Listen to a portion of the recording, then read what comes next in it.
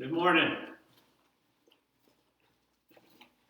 One of the things that happens when we do a big grocery shop at our house is that we have to unload the van. And there's a long sidewalk and we make many, many trips. And the lazy part of me would love to just be able to take it all at once. But the reality is you can only take so much. You have to go let go of what you're carrying in order to take another load. And as silly as it sounds, there's actually a spiritual truth in that.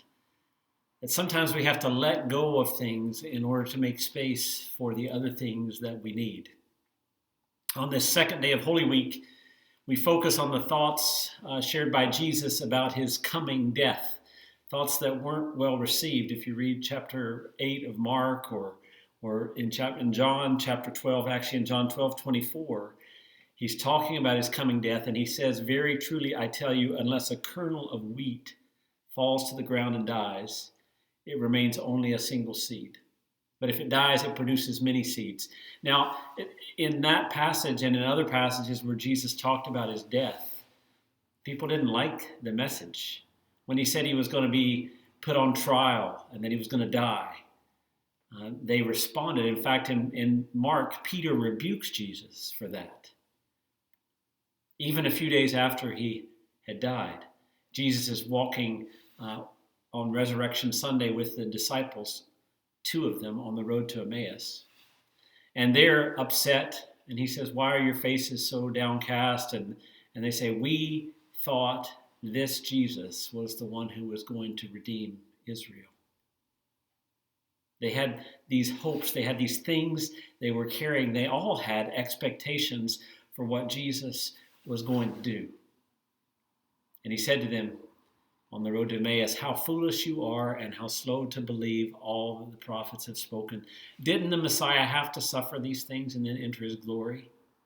And then beginning with Moses and the prophets, he explained to them what was said in all the scriptures concerning himself.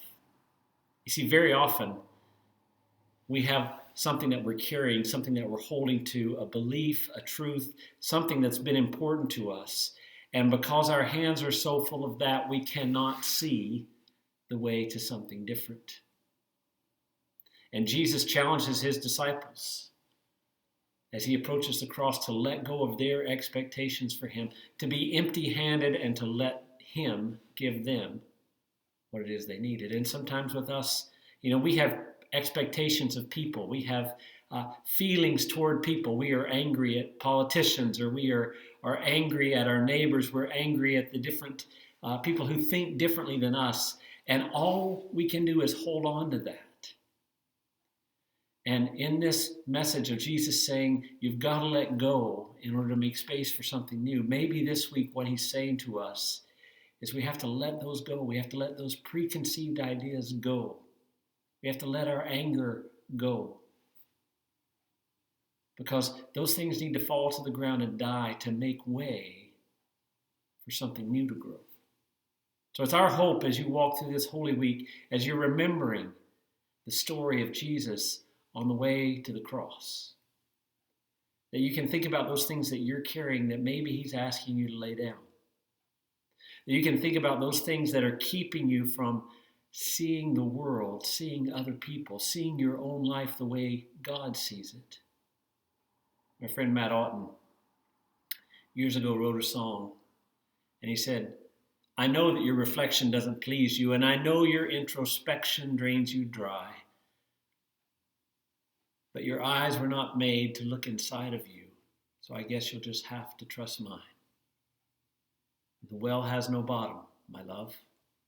The well has no bottom." And in that song, he was saying that very often we don't understand what we are, what we need. We see ourselves from a certain perspective that we have to let go and let God give us a new perspective. So today, as we walk through this Holy Tuesday with Jesus on the journey to the cross, let's be open to letting go of the things that we hold so tightly to and making room for God to bring us what he wants.